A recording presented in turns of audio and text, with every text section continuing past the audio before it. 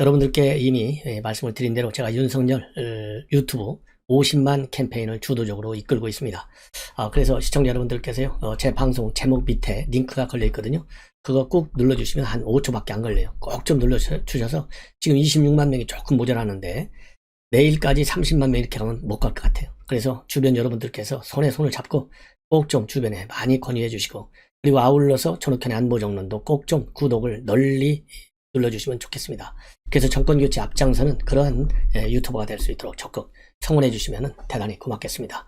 그래서 윤석열 유튜브가 대한민국 정치인 제1위를 달리는 아주 최고의 유튜버 질과 양면에서 이렇게 만들어 주시면요, 자연스럽게 정권교체의 열기, 그리고 이번 내용에 따른 분란에 따른 지지 기반의 말하자면 다수의 이탈, 이런 거를 막을 수 있는 그런 상징체가 되지 않겠느냐. 그래서 윤석열 유튜버가 30만이 됐다 그러면은 신문에 대서특필 될 거 아니겠습니까? 자, 그리고 40만이 됐다, 또 한 번 50만이 됐다, 이렇게 선풍적 인기를 얻을 수 있도록 만들어야 되겠습니다. 시청자 여러분들에서 적극적으로 도와주실 것을 당부드립니다.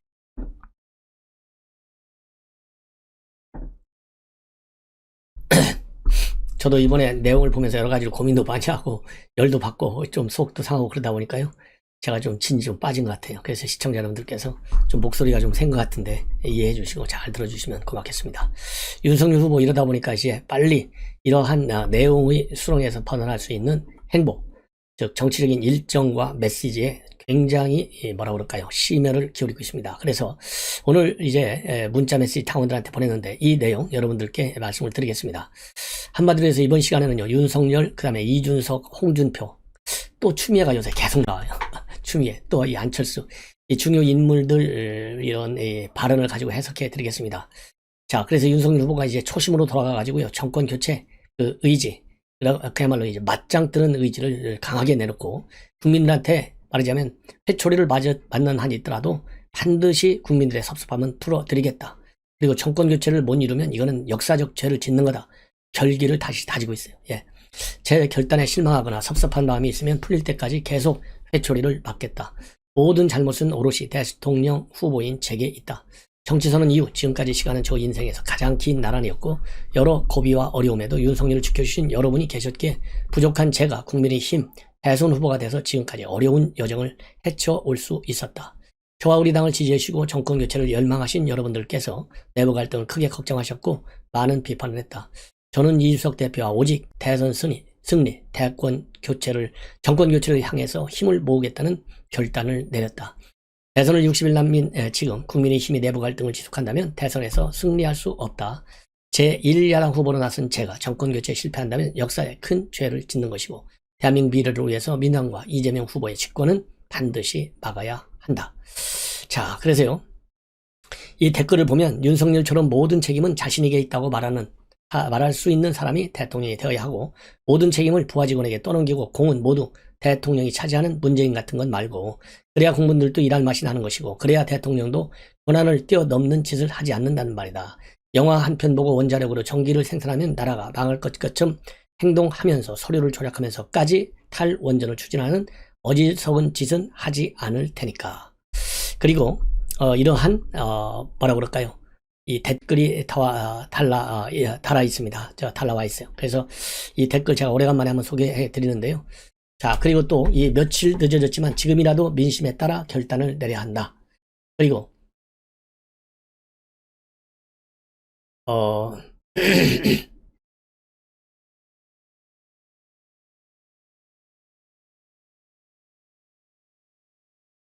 뭐 이게 가장 제가 보기에는요, 좋은 댓글이고, 그리고 또 뭐 이준석이라든가 김종인에 대해서는요, 조금 비판적 댓글들이 많이 올라가 있습니다. 그러면서 이번 사태로 해서 가장 큰 것이 윤 후보가 그동안 윤핵관 파괴대 간신들과 손잡은 틀튜브와 거기에 선동세뇌된 무시한 수구들 손악에서 벗어났다는 거지, 그동안은 젊고 똑똑하고 인기 있는 당대표 주구장창 시기 질투하는 틀튜브와 착한 유튜브 이용해 눈기 맞고 자리탐하던 윤핵관, 이런 또 이상한 또 글도 나와 있고요. 하여튼 뭐 성렬이 형 또 이렇게 해서 또 이 격려도 있고, 또 준석이 얘가 지금까지 한 짓을 보면 이러면서 좀 뭐라 그럴까요, 안 좋은 얘기도 있고, 다양한 성격의 댓글들이 많이 올라와 있습니다. 그리고 오늘 그래서 이러한 윤석열 후보 역사적 죄다, 이 정도로 강한 결기를 표명했다. 그 다음에 이제 오늘 이 서초에 있는 예술의 전당 여기에서요 한국 발달장애 아티스트 특별전이 있었는데 여기 특별전에 오늘 방문을 해서 거기서 또 이 중요한 입장을 내놨어요. 여기서 이제 특히 뭘 많이 뭐에 대해서 이제 기자들한테 해명을 했냐면 여가부 폐지, 왜냐면 여가부 폐지를 그동안에 안 하고 양승평등가족부로 바꾸겠다 했거든요. 그리고 이 원일이 대변인이 여가부를 폐지하면 대신에 거기에 뭐 여가부 말고 다른 기능의 이 부서를 신설할 수도 있다. 이렇게 좀 애매모호한 입장을 내놨어요. 그러다 보니까 기사에서도 이건 뭐 어느 게 말이 맞느냐 이러한 이 의구심과 또 이 비판이 나왔습니다. 왜냐면은 저 원일이 대변인이 기자들한테 여가부 폐지는 맞다. 그리고 양성평등가족부의 새 이름은 확정이 안 됐다.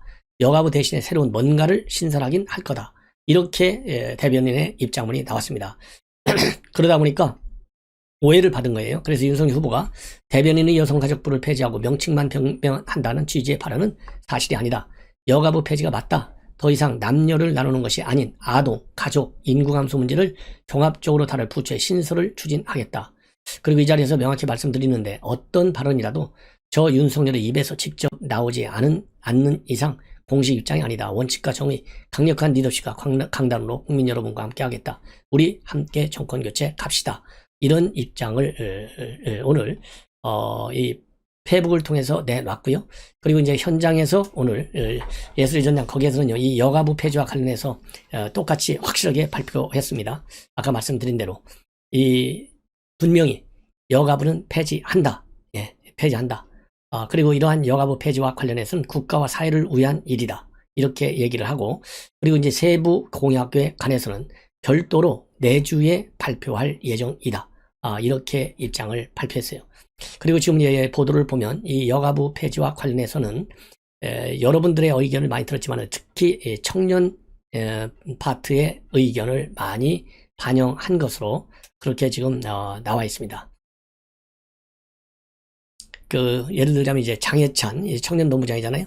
이런 분들이 영향을 좀 많이 준 것으로 그렇게 되어 있어요. 그래서 이게 갑자기 결정된 것이 아니고 사실 이런 대안을 착실하게 준비해 왔다. 이러면서요, 이 김남국 의원이 이러한 여가부 폐지와 관련해서 또 굉장히 왜곡시키고 비판을 하고 있어요. 자, 그래서 이러한 김남국의 이 비판에 대해서도 이 장해찬 이 본부장이 강하게 반발하고 있어요. 김남국이가 뭐라고 얘기했냐면요. 자, 이거를 가지고서 이건 뚜렷한 철학과 비전이 안 보인다. 그리고 이게 또 윤핵관의 영향을 받은 것이냐. 이런 비판을 한 바 있습니다, 오늘. 여기에 대해서 맞받아친 겁니다. 예. 그리고요, 오늘 그 예술의 전당에 가서 이번에 이수역에서 말하자면, 정용진, 이마트에 갔잖아요. 이마트 이수점. 이게 이제 말하자면 장 부회장과 정 부회장과 연관성이 있다. 이런 인터넷 분석들이 많이 나오고 있어요. 저도 뭐 이제 그런 분석을 물론 하는데 이게 뭐 이심전심 다 나라를 지키기 위해서 왜냐하면 현 문재인 정권이 자유민주주의적 헌법 가치를 무시하고 있잖아요. 사회주의화된 정책들이 많잖아요. 그러니까 이 정용진 부회장이 멸공한다. 저는 그렇게 봐요. 그래서 어떻게 된 거냐, 연관성 있는 거지 뭐 아니냐 이런 분석이 나오니까 오랜만에 오전에 일정이 없어서 저희 집 강아지 간식도 떨어졌다. 그래서 오늘 이제 갔고 특히 너무 주먹구구식 정치 방역이기 때문에 간 것이다. 그리고 장애 아티스트들의 전시할 권리를 앞으로 적극 지원하겠고 저는 여러분의 친구다. 그리고 제가 미술은 잘 모르지만은 정말 놀라울 정도로 장애 아티스트들의 인식 능력이 뛰어나고 많은 영감을 줬다. 그리고 문화예술 활동을 충분히 할 수 있도록 지원하는 것도 중요하고 하지만은 세상으로 남과 소통할 수 있는 기회를 좀 많이 가질 수 있었으면 좋겠다. 이런 얘기를 들었다면서 전시할 기회를 참 많이 갖도록 하겠다라고 약속하는 그런 입장문을 밝혔습니다. 자, 그리고요, 지금 이재명 쪽에서요, 이 대장동 특검 왜 말로만 하고 안 받느냐 계속해서 비판하고 있고 또 TV 토론 하겠다, 무조건적으로 하겠다 하면서 대장동 토론도 하자 이렇게 밝혔거든요. 자, 그런데 이재명 측에서는요, 이러한 제안 수용한 것은 환영하나 너무 조급하다. 그러면서 이 주관처가 문제가 된다. 이렇게 해서 살짝 지금 꼬리를 내리고 있어요. 그래서 좀 윤석열 측에서는 이걸 뭐라고 비판하냐. 토론하자 했더니 진짜 토론하자는 줄 알더라. 라는 거냐. 그러니까 이재명이가 그렇게 말을 바꿔서 비판한 적 있잖아요. 이거를 다시 패러디해서 비판하고 있는 겁니다. 자, 이번에는요. 아까 말씀드린 대로 지금 정용진 이 신세계 부회장이 인스타그램 삭제를 당했다가 다시 이제 복구되는 사안이 벌어졌어요. 그만큼 이제 통신 사찰이 심하다. 넓게는 인스타그램 이 SNS까지 사찰하는 거예요. 온라인 오프라인 다 사찰하는 것 같아요. 자, 그러다 보니까 이제 뭐가 또 문제가 되고 있냐면은 여러분들 뭐 유명한 이 함익병 원장이 최근에 미국의 질병청 CDC 이런 자료하고 우리 질병청의 관련 내 홍보 내용하고를 비교하면서 이 K방역 허점을 지적했습니다. 예. 그래서 이 K방역, 그러니까 여러 가지 이제 백신들이 말이죠. 코로나를 걸리지 않게 하는 이런 것보다는 걸렸을 때 별로 탈이 나지 않게 하는 그런 효과가 더 큰 것이다. 그래서 마치 아예 이 접종을 받으면은 아예 코로나가 안 걸리는 것처럼 지나치게 강조해서 홍보하는 것은 좀 문제가 있다. 이러한 영상을 최근에 올렸는데 이 영상이 검열에 걸려가지고요. 삭제됐다가 다시 또 항의하니까 또 살려놨어요. 그래서 이 내용을 가지고 지금 언론에서 지금 많이 논란을 제기하고 있습니다. 한마디로 얘기해서 이 언론 사찰이잖아요. 언론 자유의 박탈인 것이죠. 자, 이것은 이 정용진 부회장이 멸공 게시물을 인스타그램으로 올렸다가 삭제당했다가 복구된 이거하고 똑같은 사단이 벌어진 거예요. 예. 그래서 게시자가 반발하면 또 올려줘. 이게 그래서 이제 결론적으로 뭐냐면요. 이렇게 하다 보니까 대한민국의 온라인 게시물 삭제가 세계 1등이에요. 2020년 기준으로 우리 문재인 정권이 구글에 지우라고 요구한 컨텐츠 개수는 미국의 5배, 일본의 50배나 된다고 합니다.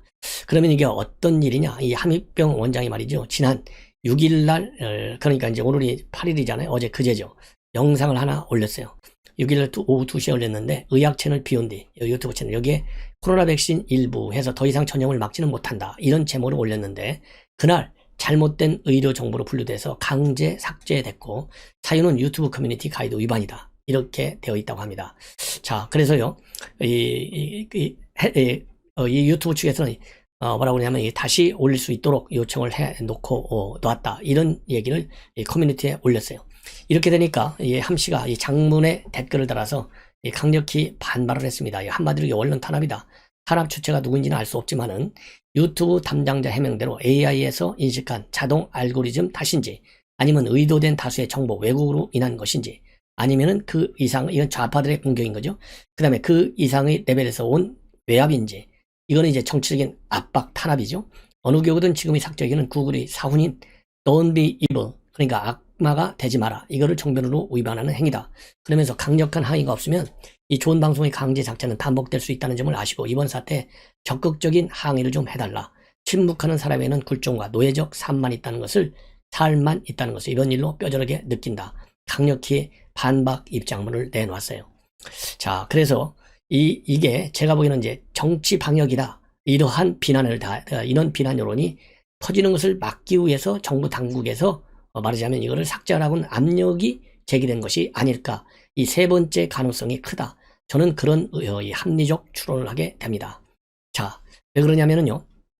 정부 당국은 백신 패스를 통해서 요즘 접종 드라이브를 강하게 걸고 있잖아요. 그러면서 확진자 수가 늘어나지 않는 것은 이러한 정부 정책이 효과인 것처럼 홍보해 오고 있는 거예요.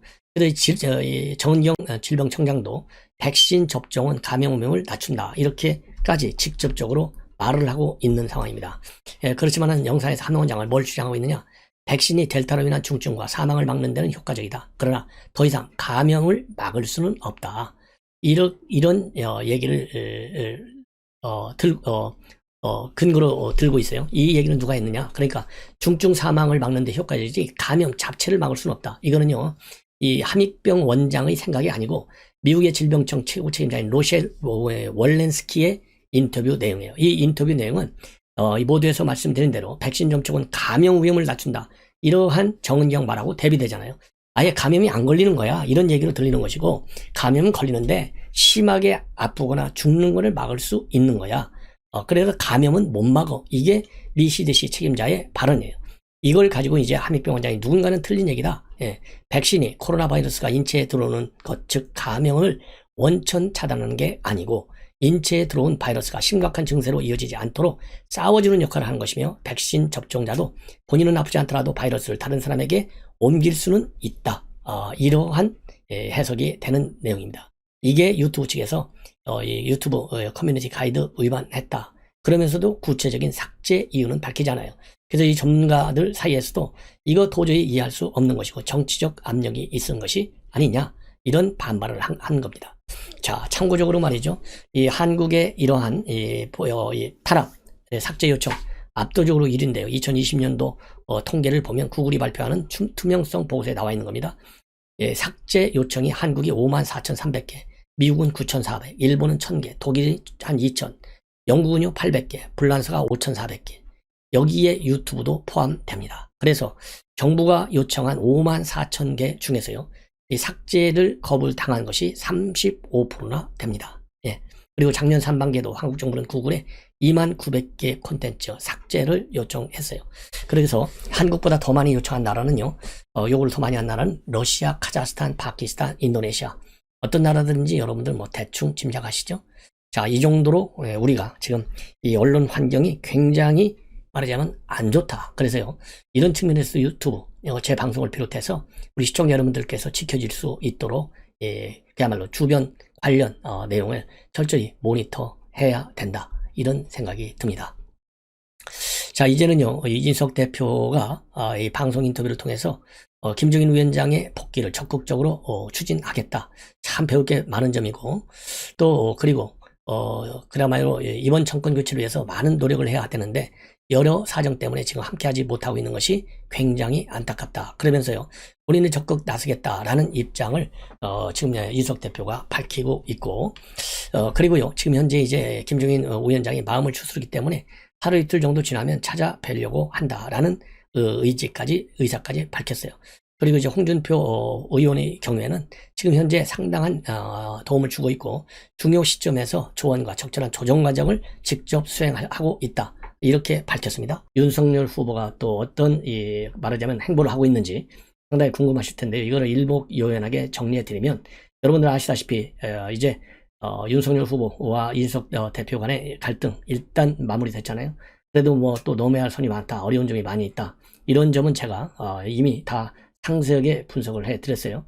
그래서 이준석 대표가 이제 엉뚱한 짓을 하지 않도록 우리가 철저히 견제, 압박, 또 조언, 이런 것들이 필요한 지금 상황인데요. 일단 윤석열 후보와 두 분 간에 분란이 정리된 이후로 윤석열 후보의 특성을 보면요, 이준석 대표가 그동안에 비단 주머니네 뭐네 하면서 제안했던 내용들을 거의 다 전폭적으로 수용해서 지금 본인의 일정에 반영하고 있는 것이 가장 큰 특징입니다. 그러면 이 얘기는 결국 뭡니까?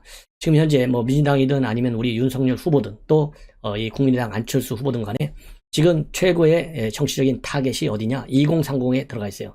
2030에 들어가 있는데 그 중에서도 2대 남이냐, 2대 여냐, 이거는 이 해석에 따라서 또 이 행보에 따라서 달라지고는 있는데, 지금 윤석열 후보의 경우에는 2대 남을 적극적으로 말하자면 공략 대상으로 삼고 있어요. 그래서 여가부를 폐지하겠다, 이런 입장을 내놓은 것으로 저는 이제 보는데요. 그래서 큰 특성이 2030 세대, 그 다음에는요, 이 민생 경제가 지금 굉장히 파탄됐다. 이건 어제 오늘 얘기가 아니잖아요. 단순하게 코로나 때문이 아니고 코로나 이전의 근본적인 경제 정책의 실패, 바로 소득주도 성장의 실패로 인해서 자영업자, 중소상공인들, 이런 분들이 어려움을 겪다 보니까 이제 민생 경제가 완전히 파탄이 됐어요. 그래서 이 민생 경제의 어려움을 한번 챙긴다. 그래서 오늘 전격적으로요, 이마트에 갔어요. 이마트. 조금 전에 이마트에 갔는데, 이마트 간 것은 이런 민생경제 파탄뿐만 아니고 이데올로기 뭐라 그럴까요? 경쟁이랄까? 아니면 자유민주주의 우리 헌법체제의 수호, 이런 측면에서 보면 일종의 안보 행보라, 이런 측면도 있는 것으로 저는 보고 있습니다. 그래서 민생경제 플러스 안보. 왜냐하면 안보 없이 민생경제가 있을 수가 있겠어요? 그래서 이런 거를 동시에 챙겨. 그리고 이제 또 전반적인 큰 틀에서 보면 현 문재인 정권의 가장 큰 실정이 부동산 정책이지 않습니까? 그래서 실패한 부동산 정책을 윤석열 후보가 어떻게 되살릴 것이냐. 그래서 이 세제 측면에서, 그 다음에 부동산, 이 부동산이라고 하면 특히 수도권에서의 이 공급 부족이잖아요. 이걸 해결하기 위해서 여러 차례, 그리고 세금 폭탄, 이미 공약을 내놨지만 다시 한번 우리 국민들과 함께 호흡하면서 그 고통을 나누겠다. 그래서 전철역을 말하자면 김포 근처에 있는 풍무역에서 직접 타고 출근하면서 이 고통의 현장에서 우리 시민들과 함께 호흡하는 그러한 일단의 모습을 보여준 것이 내홍 수습 이후에 나타난 행보의 특성이 아니겠느냐. 그래서요, 이 소방관, 이 순직 소방관, 이 빈소에도 갔고, 그 다음에 여가부 폐지론도 냈고요. 여가부 폐지는 그동안에는 양성평등 가족부, 그래서, 말하자면 부처의 기능과 역할을 좀 바꾸겠다. 이러한 입장을 내놨는데요. 아예 여가부를 폐지하겠다. 전격적으로 선언했어요. 이거는 뭐냐?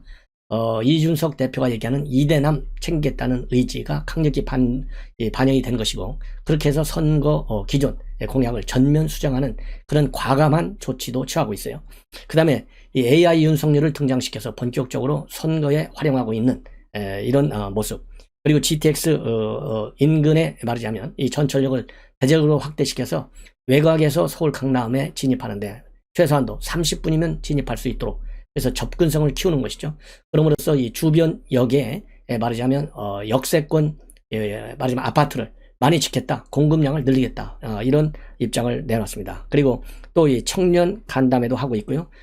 그리고 또 이제 우리 단일 대우를 형성하는데 중요한 인물 중에 하나가 홍준표와 유승민이잖아요. 그래서 이분들에 대한 말하거나 설득 작업도 본격화하겠다, 이런 취지의 행보와 그리고 이 발언, 입장문 발표가 있었습니다. 그래서 이거를 조금 더 제가 이렇게 일목요연하게요.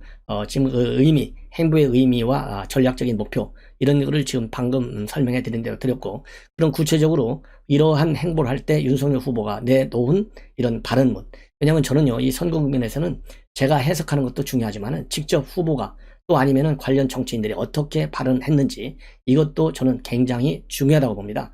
왜냐하면 우리 국민들만큼요 정치적인 수준이 높고 또 이 날카로운 이 논평 의식을 갖고 있는 국민도 전 세계에 없어요, 별로. 저도 참 공직생활 하면서 거의 15, 16년 제 공직생활의 절반 정도를 해외에서 보냈는데 그걸 보면 대한민국 국민만큼 스마트한 국민도 없고 정치 관심도가요 전 세계 아마 1등 정도가 아니라 1등하고 2등하고는 하늘과 땅 사이가 날 정도로 높아요. 그렇기 때문에 이러한 이 정치인들, 영향력이 큰 정치인들의 이 발언 내용도 여러분들께 아시는 것이 굉장히 좋지 않을까. 자, 이 여성가족부 폐지는요, 이 파란색에다가 그냥 여성가족부 폐지 딱 7자밖에 쓰지 않았어요. 이거 자체가 이렇게 말이 없으면은 이 메시지가 굉장히 무겁고 또 굉장히 의미심장해 보이잖아요. 그래서 이거는 제가 볼 때 우선 그동안에는 양성평등 가족부다 이렇게 했는데 정면으로 바꿔버렸잖아요. 그 바꾼 데 따른 의미가 굉장히 심대하다. 이거를 알려주고 싶고, 그만큼 내가 강력하게 여성가족부만큼은 폐지하겠다. 이런 의지의 강도를 나타내주고 있다. 이러니까요. 딱 반발하고 나선 사람이 심상정이에요. 심상정 후보는 성평등부 가로하고 여성부 강화. 그래서 여성부를 강화하겠다. 그래서 이제 윤석열 후보의 여성가족부 폐지에 반발해서 이대녀를 좀 끌어당기겠다. 이러한 의도를 보인 것 같습니다. 그리고요, 이재명 후보는 마침 이렇게 여성가족부 폐지라는 글을 우리 윤석열 후보가 올린 날 여성인권 관련 유튜브를 녹화를 했어요. 그런데 이 여성인권과 관련한 유튜브 이름이 뭐냐면 닷페이스인데 이거를 녹화했다가요 출연을 철회하나 이런 항의를 엄청 많이 받았습니다. 부작용이 일어난 것이죠. 자, 그 다음에 두 번째 윤석열 후보가 말이죠, 우리 국민들과 특히 2030 세대들과의, 그러니까 이제 밀레니얼 세대죠, 이 소통을 강화하기 위해서 59초짜리 쇼츠를 공개했습니다. 이 59분짜리 쇼츠는요, 이준석 대표가 아이디어를 냈고 이 청년 보좌역들이 시나리오를 썼고요. 주연은 당연히 이제 윤석열이고, 그 다음에 보조 연기자가 누구냐면 이준석과 원희룡이에요. 이런 분들이 이제 전기차 이 충전요금 이거 뭐 정부에서 자꾸 올리려고 하는데 내가 동결하겠다. 윤석열 후보가 그러한 입장을 말하자면 공약을, 생활 밀착형 공약을 내놨습니다. 그리고 또 하나는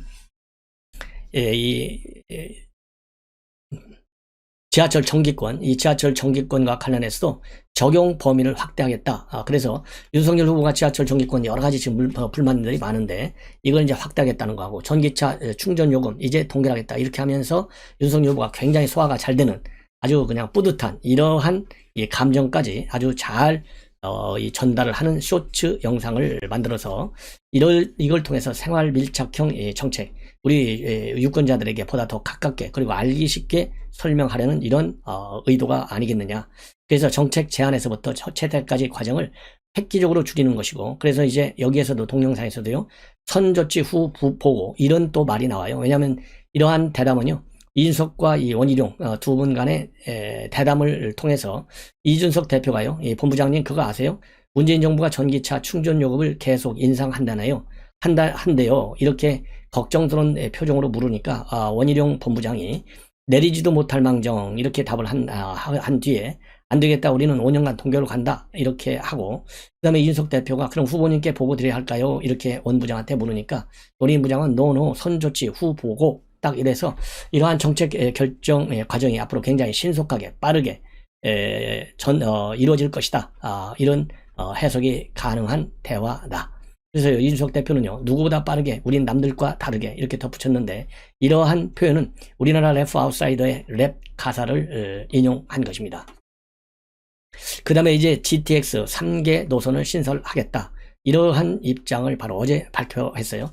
그래서 어제 말이죠, 이 전철을 직접 김포에 있는 풍무역에서 타가지고 이 국회의사당역까지 왔잖아요. 이러면서 이제 얼마만큼 이 콩나물 전철인지도 알게 된 거예요. 그래서 이 경전철 2량 가지고는 안 되겠다, 이런 것도 알아서 이 보완적 조치를 내놓을 계획으로 있고, 그 다음에 수도권의 광역 급행철도가 GTX망이잖아요. 이 GTX망 3개 노선 신설을 발표했습니다. 자, 그래서 이 갈등 봉합이 된 지 딱 하루 만에 대대적으로 이렇게 발빠른 행보를 하면서 이준석 대표가 내놨던 여러 가지 아이디어를 적극적으로 정책화시키고 있는 것이 특성이에요. 그러면서 이제 대장동 의혹에 대한 이 공세 적극적으로 강화시키고 있습니다. 그래서 이 GTX와 관련된 공약 내용을 말씀을 드리면, 어제 이제 당사에서 이 공약을 정식으로 발표를 했는데요. 1기 GTX 노선은 연장한다는 겁니다. 1기 GTX 노선 연장. 그 다음에 2기 GTX 3개 노선을 추가로 건설한다는 겁니다. 그래서 기존 계획은 3개 노선으로 수혜 범위가 제한적이라서 수도권은 여전히 교통 사각지대다. 그래서 수도권 어디나 서울 도심까지 30분 내 통행권으로 만들겠다.